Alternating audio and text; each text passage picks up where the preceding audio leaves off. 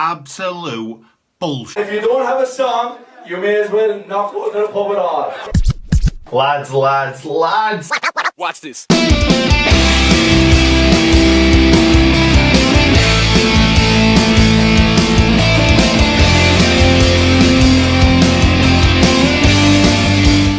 Lads.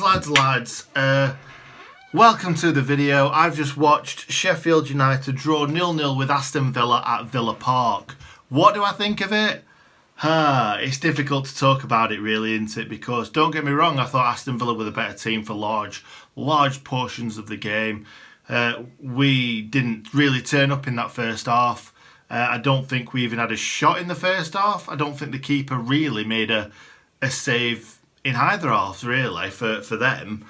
But there's the underlying issue of their goalkeeper catching the ball, or kind of catching the ball, their man smashing into him dropping it, well not dropping it, him dropping behind the line, wrapping his body round the whole post, the ball being massively over the line. And the one thing that we know in football, after what happened in the England-Germany match when Lampard's goal was miles over the line, we've seen it loads of times in the past where balls have been like this much over the line and referees and linesmen have not given them. But normally, that's because the linesmen are in a poor position. This is Ollie Norwood taking a free kick. The linesman that is looking along the line must be pretty much on the 6-yard box, right? Let's forget about VAR for a second. Let's forget about goal line technology for a second. The linesman would have had to have been on the line looking across the line. So if GDS wasn't working, if VAR bottled it, the lino should have at least said, wait a second, Michael Oliver. You should probably go back and check that. You should go and look on the bloody screen, because referees just do not go and look at the screen, because as soon as he dropped that ball, I could see from where I was sat watching kind of from the TV angle that he'd literally gone into the back of his own net. So fair enough, I understand that the GDS system 100% is right, is always right. But they've got to be looking at it after this. After this game, it's another one where Sheffield United are involved in a terrible decision. And they're like, we need to start looking at this sort of technology again. Because obviously we thought GDS was absolutely bang on, which it always has been. There was something wrong with it today. And the problem that I've got, I don't know if it's in the rules or not, it must be, but they should be able to give that goal. Nothing came of what happened after Nyland got the ball, threw it out and they went forward. Nothing happened. So I don't get why they can't at half time. It happened 4 minutes before half time, then they've looked at it. They even said on Sky that his watch went off and said that it was a goal. So at that point, don't you just think, we've got this completely wrong?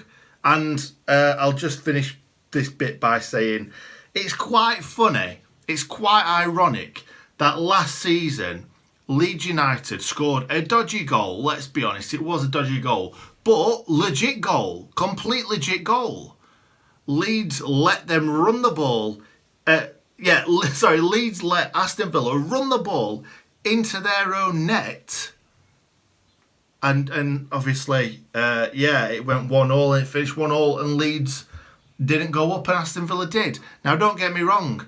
If I was an Aston Villa fan right now, I would be like, no, we can't do that. It's just ironic, innit? I'm not expecting Villa to be like, go on, Blades, go and run it into our net when they're second off bottom. But it is ironic, isn't it? Let's be fair. So, yeah, that's that. Pretty much. That is that. GDS should have got it. GDS failed. VAR then should have got off their arse, VAR officials I mean, and checked it properly, because there was loads of time to stop that game and just look at it properly. And the lino, what was he playing at? The lino needed to be looking down that line and see, actually, to me that looked over the line, so maybe we should check it properly. I'm not blaming Mike Oliver in the slightest because it's not his fault. All he can go on is what other people are telling him and what his watch is telling him. So, yes, one massive, massive blunder. And like one of them said, I can't remember who said it. I think it might have been Jamie Redknapp at half time. If that costs us European football, all hell's going to break loose. Well, no, it's not. It's not, because it's just little old Sheffield United, isn't it? If it were Man United, Liverpool, Chelsea, Arsenal, West Ham, it'd be absolutely like, it'd just be a joke. It'd be like, this needs to stop right now. But because it's Sheffield United, it'll be forgotten in a week, if that. So anyway, that's on that. If I'm being completely honest, I'm going to keep this as short as possible. No one really cares about a 0-0 draw, do they? I know you wanted me to talk about that, so that's why I've spoken about that non-goal. But Villa came out, and I expected us to do what they did. I expected us to be full of confidence. I know we were missing Fleck and we were missing O'Connell, which are two of our best players. But I did expect some players to step up. I thought Sander Berger, again, was just a bystander. I could do what he was doing. Don't get me wrong. I like the guy. I really do. And I wish him the best. And I know that he will come good at some point. But he's just getting bypassed. He's just playing nice little 1-2s, not really doing much. If he was playing in defensive midfield like Norwood's doing, because Norwood doesn't need to do that. Norwood don't need to play a quick 1-2 and then try and beat someone or try and get a quick ball into the box. Norwood can pick that ball up, can pick that pass, can work out, like kind of move the game around. Sander Berger, it's just happening around him and he's not really doing a great deal. I don't think he would have played if it weren't for Fleck being injured. And really, if I'm being completely honest, if Fleck isn't back for the weekend, I would play Luke Freeman in there. Because I was begging for him to bring McGoldrick on. And when he brought Freeman on as well, I'm like, yes! Because Freeman's been excellent every time he's had to either play or been brought on as a sub. So it was great to see Freeman out there. He didn't get much chance to shine, but it's good to see him back. It's good to see him playing. It's good to see him getting minutes. Didsey looked a bit dodgy a couple of times when he were jumping up for headers and falling funny. We don't want to see that because I think he should have started Didsey. I really do. I don't think we'd have been pushed back as far as what we were. If Didsey would have played. But anyway, I'm jumping from thing to thing. Let's just start from the beginning. Villa were by far the better team. They pressed us. They made us make mistakes. They made us rush a lot of passes, a lot of moves. So fair play to them. Villa, I thought, were brilliant in that sense. I thought Keenan, the guy up front, Keenan Davis, sorry. I thought he was brilliant. I thought, he just battered Egan, Basham, Robinson. He just battered them all game. I don't think he'd have battered Jack, but Jack weren't playing. I thought he was excellent. And he forced Henderson to make one excellent save in that second half. The one really close where he just kind of parried it. Excellent save by Henderson. Henderson made a few other good saves. It's just a bit disappointing that we didn't make that terrible goalkeeper make any saves whatsoever, because before the start of the game, when I saw that Nyland was playing, I was like, wasn't that the guy that conceded 4 against us at home and let a dodgy Ollie Norwood free kick in where he just parried it into the side of his own net? And I was like, this guy's dodgy. And then we get a free kick, and as soon as it was going into that top corner, I'm like, is this guy going to hold it here? And he did hold it. Should have been a goal, but he held it.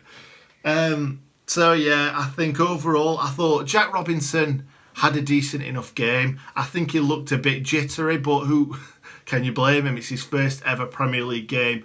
Coming into a game like that must have been really difficult. And I thought he had a really good game. Steady enough. I thought a lot of his cross-field balls were a lot better than Jack O'Connell's. Jack O'Connell likes to throw 2 or 3 of them in a game, and most of the time they don't reach Baldock. But yeah, he was reaching Baldock most of the time. So yeah, I like him. I like him. I probably would have played Andy Stevens at left centre back and played Ben Osborne at left back, but it's one of them things. But I thought he played well. Like I say, I thought Sander Berger was just getting bypassed completely. Thought Norwood played his usual game, played well, made an odd poor pass, but it's to be expected. Lundstrom, I thought, played well, dug deep. He had that one chance where the defender played it across the box.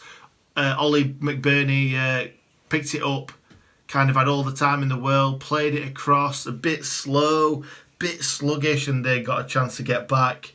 Would have been nice to have seen if he'd have put that away.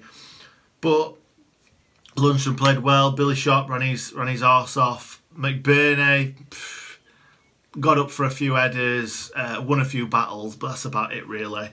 I just think we massively missed Fleck. And if we're going to carry on not creating chances, Luke Freeman's got to be in there because he will create those chances. So yeah, that's about it really. Not a lot happened. I'm trying to think what other good chances that we had. Moose came on. It was nice to see Moose come on. It was a bit like itching to do well, and I think sometimes when someone's like that, they make some mistakes. He made a couple of bad passes.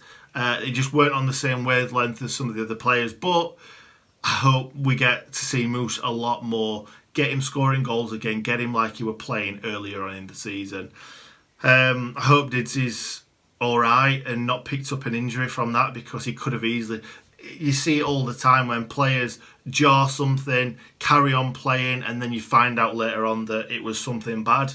And the fact that they've played on made it completely worse. Hendo, absolutely incredible in the net again. Made about 3 or 4 excellent saves. Yeah, all of them did all right. I thought Jack Grealish was dangerous in parts. Didn't quite. I don't think they other than that shot from that Keenan Davis where it was kind of right on top of Henderson. I don't think we were really struggling. I think there was one across the box where El Ghazi played it across, but played it way too hard. That they should have really scored in that one. That's about it. Not much to say about that game. I thought we were really poor for large parts of it. I think if we'd have started to play, I think they ran out of steam with about 5-10 minutes to go, and that kind of gave us a little bit more space to ping the ball about.